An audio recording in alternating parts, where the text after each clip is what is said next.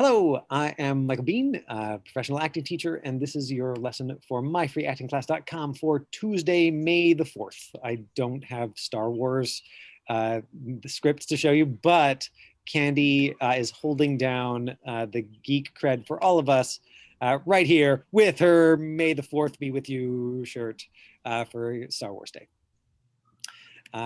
Today is Tuesday, so that means we are doing a self-tape review. My free acting. Let me show you how to find this self-tape review, folks. The plan is that once a month or every week on Tuesday, I do self-tape review. So if you have a self-tape from a class, from an audition that you've submitted, from something that you were doing for practice, and you would love some professional feedback on it, and you would love to make that available to other people so that they also could learn, from your practice, then all you got to do is come find us right here. So myfreeactingclass.com, and you scroll down right here. Tuesdays, camera skills and self-tapes with Michael Bean. Email your self-tapes to info@myfreeactingclass.com. You just click here, boom, you can send it to me by email. And then this month's practice script. Hey, tune in tomorrow because tomorrow we will be going over this month's, the May practice scripts. And this time I'm going to be putting up a range of scripts so that everybody should have, or each sort of age category, like a kids one, a teens one, like an adults, maybe like 20 to 41 and like a 40 plus one. So that you've got something to choose for your practice script. And then, periodically, if we don't have guests or if there aren't other plans for other Wednesdays through May, then I will be breaking down those scripts. So based on who's here in class tomorrow, whoever we got the most of, I'll be like, cool, let's break down the script for you guys because you showed up. Ooh, you folks, because I'm trying to use less gendered language right now. What is it? I'm here to get it right, not to be right. So I'm grateful for the opportunity to practice with you all. Let's watch some self-tapes together. We've got two self-tapes, one from Natalya, who did the self-tape from Korea, where she is right now, and the other self-tape from Donald, who is one of my students here in Vancouver, who was like, I did some things with eyelines here, and I really loved this self-tape. My agent was crazy about it, and so I'm excited to see them. Now, normally I review these before I show them to you, but today's been kind of crazy because as I told some of you this in our last week's videos, which still have not been uploaded yet, that last week I was packing up the 3,000 square foot studio that I run in downtown Vancouver. And so it's like, I'm like 4 days out of a 10-year relationship because, I just left the studio on Friday. And so I've still like got the little tear. But it means that I have not reviewed these videos. So let's watch them together for the first time. Now, neither of these people said, yeah, like, give me all the like tough feedback. And so I'm going to look at both videos, from the lens of like, what's working, camera technique, et cetera, et cetera. Now, let's use me and Candy and Nicholas, to just quickly review camera technique. Right now, I am in slightly closer than a medium close-up. This here, is a medium close-up, or quite a tight medium close-up. So top of my head down to just below my armpits. You can see the camera's approximately level with my eyes. Right now, my eye line is just slightly off to one side.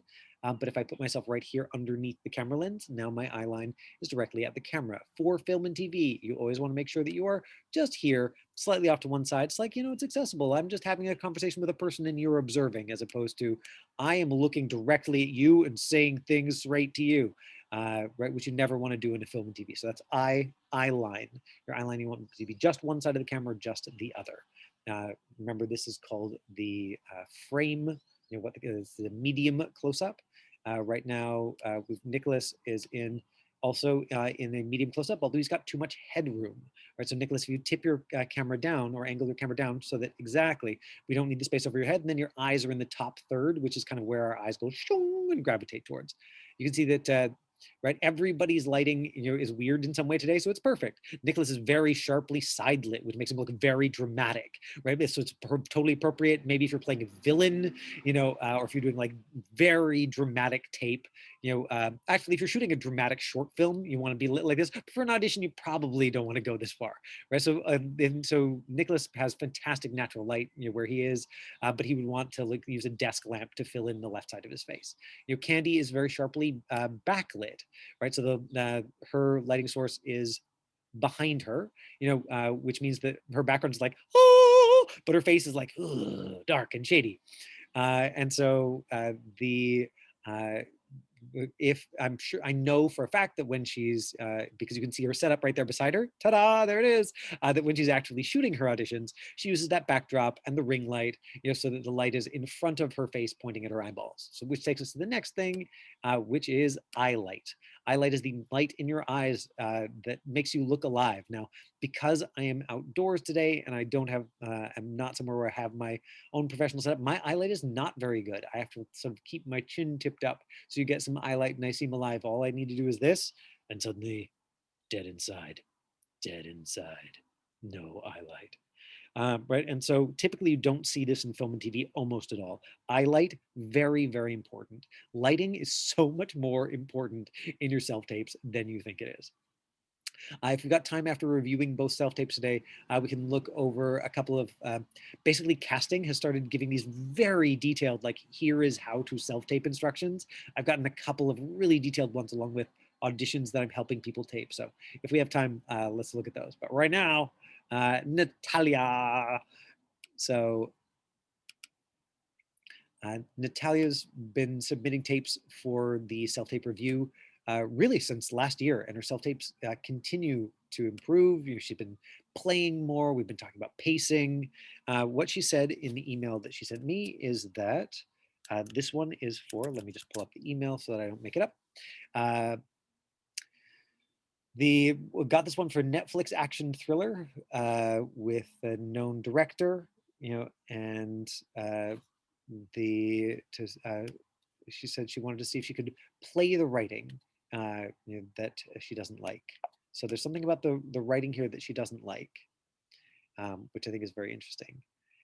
So it's she's a secret agent in this one again, I think. Russians. Apparently, if you have a Russian accent or a Russian passing accent, then you get asked to audition for secret agents all the time. Check the bathroom. Shit. Where is Dr. Jung? Who are you? Great start on this, Natalya. Like that's really something that we've been talking about, with your scenes, or that I've been commenting on with your scenes, is that like first 15 seconds, and so you sent us one take this time, clear, confident, like assertive, like physicality, pacing, you can see she's using a book as a gun. It totally works. Now if we were taping it, I would recommend that she hold it a little bit lower so we just see like a little less book, right? Like if it was sort of but honestly it doesn't matter. Don't the only thing that you would never want to do, like in a actual physical audition, is bring in a realistic looking gun prop. You can see that this completely works for this. Where did you get this? Where is Dr. Jung? What is this? We know it's you on the video. I'm asking you again, where is Dr. Jung? We can't remember anything. I can't even remember my name. Get up and answer that phone. What? Get up and answer that phone. Great. And she's splitting the eyeline, so she's putting the phone on the other side of the camera. She had a reader, use an actual phone for the sound effect. Which you can see makes the scene read much more clearly. This is something that I've talked about in lessons before, which is if you've got two things in the scene, place them on opposite sides of the camera. Boom, boom. She's clearly got a really strong feeling or opinion about this person she's talking to. Isn't that the same that Jung was wearing in that video? I said no. Little Carter? Miss Carter. She'd like to speak to you. Hello?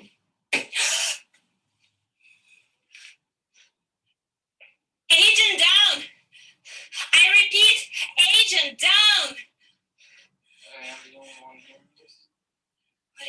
rambling on about?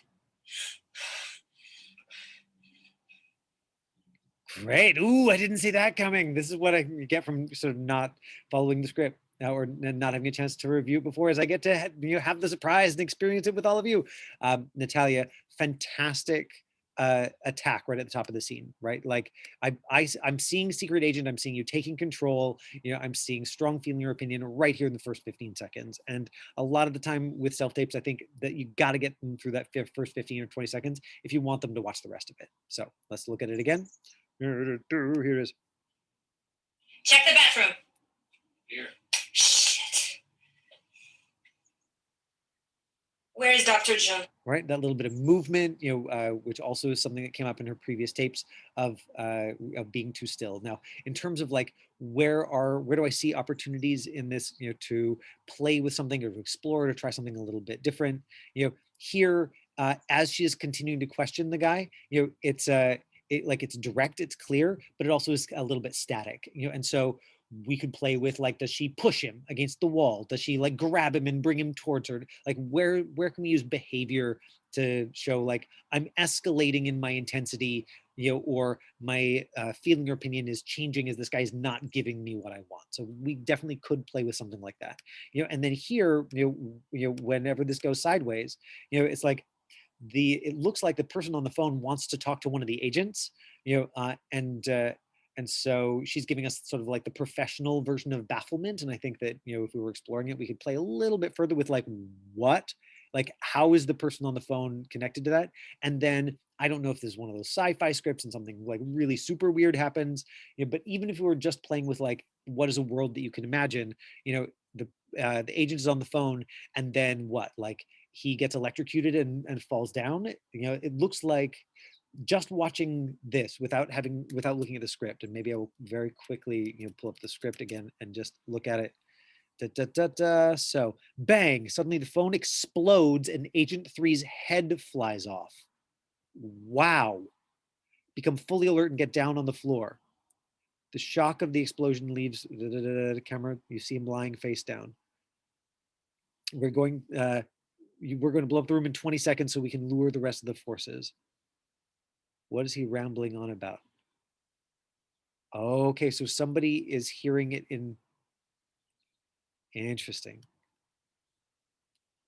Okay, so the guy who's talking on the phone, his head, like the phone explodes and his head flies off. So this is like pretty graphic, hideous, terrible action movie, schlock, that like action movie fans are like, yeah, I love it, and totally you're going to sell it, with the reaction. So I would say that this reaction is probably not commensurate, with the phone explodes, everybody is deafened, your friend, and fellow agent is like splattered around the room. I would say that like continuing to up the threat level there, of like, where did the attack come from? What do we need to do? Like secure the, hostage, like whatever needs to happen. Let's watch this bit again. She'd like to speak to you. Hello?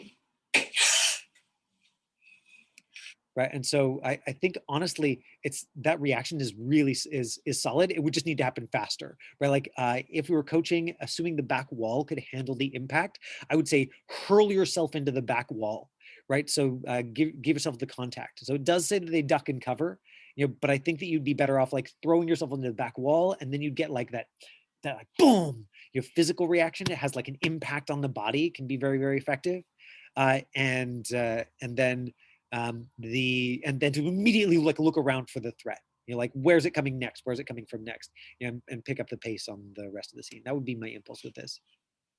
Agent down! I repeat, agent down! I am the only one doing this. What is he rambling on about?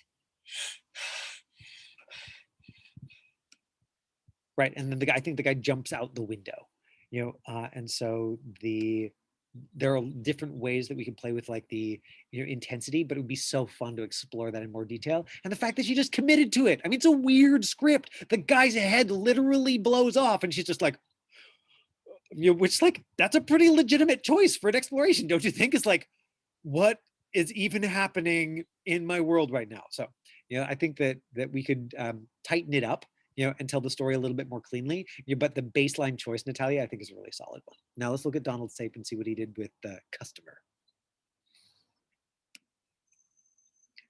Where are we? Here we go. No, it's the lights. The white pack. No, down. Down.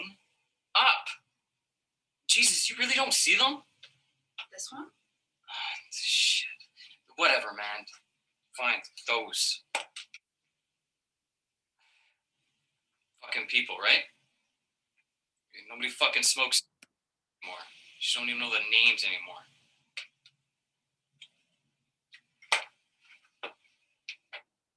Okay. Also, one of the things that happens when I don't watch them in advance is that I don't have the opportunity to get content warning for the 10-year-olds who are watching at home. I'm sorry. I apologize. Hopefully you've heard this enough on primetime television that you're not like, oh God, I'm scarred for life. But I won't play it for you again. What I will show you is the eye lines, because this was the thing that Donald was sort of particularly pleased about in terms of telling the story. Right, he's got this 30-second story. These are absolutely like, these are the resume builders. Right, when you first start auditioning, this is the kind of stuff that you go out for. And so you get something that on the page just looks like it's a guy buying a pack of cigarettes, and talking to the person next to him at the till. And you have to make it into something where you have a strong feeling or opinion. It's got an arc to it. It starts here, it ends there. Now camera technique wise, I think I didn't talk about Natalya's, but we can look at Donald's and say, right, nice clear eyelight, right, and even like sort of solid, not the like the ring that you get from a ring light. I've got a little ring light here, and you can see that if I get this ring light sort of too close to my face, then it's really apparent that I'm it's really apparent that I'm using a ring light, because you can see that sort of ring reflected in my eyes. So the dot that you'll get from like a window, or sort of like putting some masking over your ring light, is often will read more familiar for folks watching film and TV. He's in like a medium close up, right? Top of the head to just below his armpits, a little bit of movement here, and he's split up his eye lines, right? So he's got this one eye line on this side of the camera where he's looking for cigarettes, and really like, and all of this is imaginary. There is nobody, there are no cigarettes, nobody's pointing at it. Something that a lot of actors that I'm working with now are doing is like putting up pieces of tape or post-its or picture. Like I have a couple of clients now who are like, oh yeah, I use either like like photos of my friends, and I just cut out their heads and stick them places in my room, or pictures from magazines, and I just like put them places in my room so I have actual little faces to look at, which I just think is so genius. If you maybe you have your reader there behind the camera, but often you're going to need eye lines on the other side of the camera. Why not give yourself something that's easier to connect to? Right, so he's got the strong feeling or opinion. He's the like, and that feeling or opinion like is coming across really clearly. Even when he talks to the person on the other side of the camera, it's clear to me that he is trying to belittle, put down, like make the person he's talking to feel stupid. That's sort of what's going on here in the scene, right? So clear eye lines, clear eye lines, clear eye lines, and then once he's finally getting what he wants, turns to the person on this side of the camera, really clear that there's a different feeling or relationship there. So there we go. That's camera technique and a couple of self-tape reviews. Thank you to Natalya and to Donald for sharing their self-tapes. And tomorrow, like I said, we're going to be going over this month's practice scenes. So Candy, I will do my best to find something juicy for you. Because you come all the time. I have some sense of what you like, and I want to continue to make this more accessible. So previously with the practice scenes, I've done just like a scene and been like, yeah, just anybody can do it. And guess what? Only the people who would actually be well cast in it tend to put it on tape. So I have heard, you have spoken with your behavior, and now I give the people what they want. And so I'm going to put up a range of scenes tomorrow. We'll look at them. But for now, we've got 3 minutes left. And so let me quickly pull up the one of the come on now. Let me quickly pull up one of the self-tape details that I've gotten recently. And Bullock and Snow, here we go. Okay, so this is from Bullock and Snow, which I believe is a LA-based casting agency.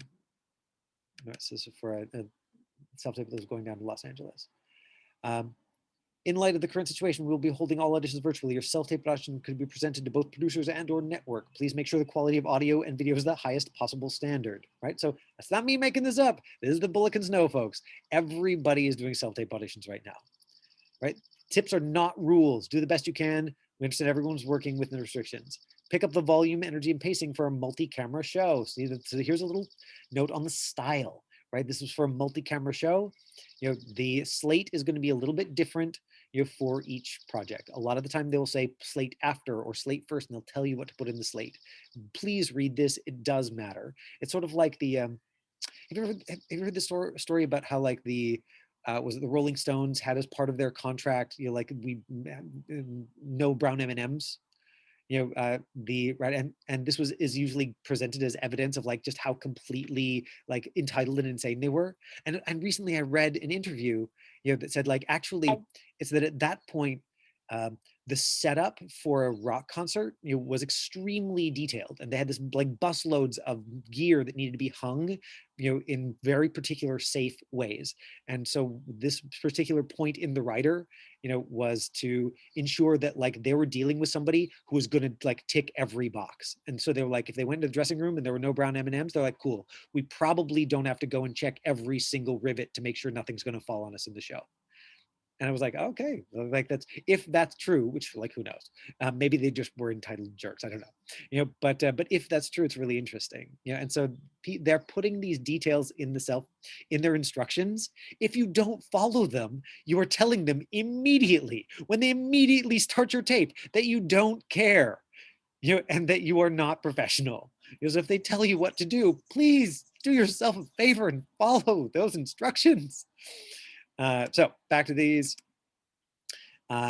Please stand up for your audition. Stand up to increase your energy for multicam. Multicam is really specific. You play it a lot like theater. You play it to the back corners of the room. Framing. Top of the head to the bottom of the frame should be at your belly button or just above, right? So here's the framing that they're asking for. Again, because it's multicam, they want it to be more theater. They want it to move. For almost everything else, I think you can do medium close-up, and you've seen a couple of different variations. My tight medium close-up, the like slightly wider medium close-up that both Natalya and Donald were playing with. Anything in there is solid. Your eyeline should be at the same level as the camera.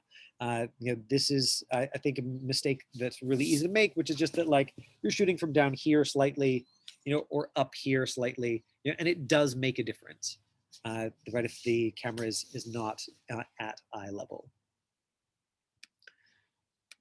Bullock and Snow.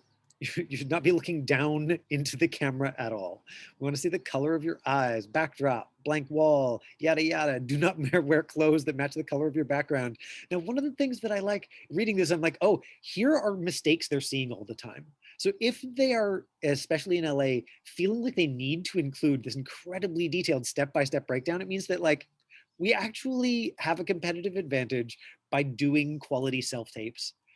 If people are making mistakes, these mistakes enough times that they're like, oh my God, we just have to tell every single person not to do these things. And minimize anything distracting in the frame. Don't give us anything else to look at besides you. Well lit without shadows? Yes, no. Get your reader to speak clearly and match your volume and pacing. And I would say actually get your reader to speak quieter than you are and stay further away from the recording device, which is an adjustment that Natalya has made in her tapes in such a clear way, in the last like 6 months. I think it's her husband who's just like being such a champion and reading with her, and now we can just we can just hear his words, and before, because he was closer to the phone that was recording it than he was much louder. Immediate right or left, eyeline, always look at your reader, double check your audio, video, and focus before sending your tape. Now, there's I've got another one recently that included an entire 2 pages on how to set up an iPhone so that the export settings made the file small enough to watch, which tells me that those folks are getting a lot of people sending like, here's a 900 megabyte file, no problem, right? And so we can go over that next Tuesday, but right now I am 2 minutes over time. Thank you for making time to join me today. It helps me enormously to have a couple of humans here live, even though most folks watch these on YouTube. But I always like actually talking to people. Do you have any questions? Like, do you want to take advantage of the fact that you are here live? Do you have any questions before I wrap up for the day about anything I've said or anything else that is like on your mind, self-tape or camera related? Yeah, I think I'm good for now. I'll probably see you in a little bit. Yeah. Oh. What about you, Candy? I think I'm good. I've got like a couple of potential ideas of like scripts, but I am just trying to figure out how to gather some, because there's definitely like kind of types of styles that I like, so I want to find some more of that. And you talked about me not doing stuff that I've seen, so the problem is I watch a lot of movies. Oh, no, and it's fine to do something How do I that do you have seen. I just don't recommend watching it as part of the preparation process. Like I think it was so cool that you did that for a couple of times, and I just think you got what you needed from that, and that now it's time to like try carving out your own, and so okay, great. So if you don't have a question, I'm do you have working on it. I'm thinking. do you and I have gotta do you do have it a now. do you have a request for tomorrow when I go looking for scenes? Like, is there like, are you like, oh, I just want to work like a multicam sitcom, or? Yeah, I mean, I'm pretty open. I like probably playing the quirky girl maybe, or just like the nice, I don't know, Okay, just I'll simple find girl something. that kind of makes mistakes and is like, shoot, everyone's laughing at me, but that's Okay. okay. I like rainbows and sunshine. I don't know. Okay, great. Rainbows and sunshine and quirkiness, Yeah. coming up for you tomorrow. I'll get you something to practice with that you've never seen before, because it's from a pilot that never got made or some obscure show, from 10 years ago. Cool. If I do come, or if I do eventually get to the point of doing a scene, could I do a villain scene if possible? Yeah, right. See if I can find a little villain scene for the self-tapes. Great. Yeah. This is the advantage of showing up on Tuesday, is you get to make your voices heard. There should be an advantage for like making the time for us, hey? Great. Great. Awesome, I thank will you. do what I can for tomorrow. Thank you both, and I'll see you again. Thanks, bye.